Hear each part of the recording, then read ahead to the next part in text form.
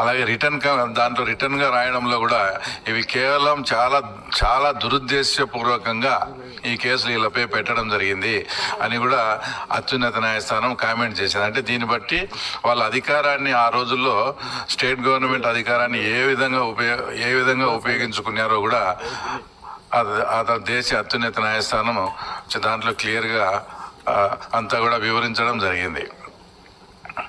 తర్వాత ఏదైతే ముద్దాయిల తరఫున ఉన్నారో వాళ్ళ లాయర్, డిఫెన్స్ లాయరు ఇప్పటికే ఒక్కొక్కరు 2 సంవత్సరాలు, తర్వాత 3 సంవత్సరాలు లోపల ఉన్నారు. ఇంకా వాళ్ళ బెయిల్ రద్దయి ఇంకా లోపలికి చేస్తే మాకు ఇబ్బంది అవుతుందని ఆయన వాదించడంతో అప్పుడు వచ్చేసి సిబిఐ లాయర్ గారు కూడా, అంటే రాజు అని సిబిఐ లాయర్ గారు కూడా ఆయన ఆర్గ్యుమెంట్ చేస్తూ అసలు ఈ కేసు అనేది 2 సంవత్సరాలు ముద్దాయిలు 5 సంవత్సరాల కేసు కాదు.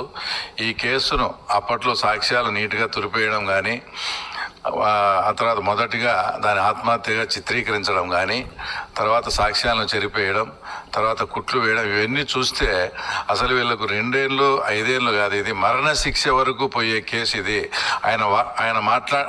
ఆయన చెప్పిన వర్డింగ్ అంటే మరణ శిక్షకు కూడా ఈ ముద్దాయిలు అర్హులు అనేటువంటి ఒక ఘాటైన వ్యాఖ్యలు కూడా చేస్తూ వీళ్ళు 2 సంవత్సరాలు కాదు, ఆ తర్వాత ఇది 5 సంవత్సరాలు కాదు, అంటే వీళ్ళు మరణ శిక్షకు కూడా అర్హులు అన్నట్టు ఆయన ఆర్గ్యుమెంట్ చేయడం.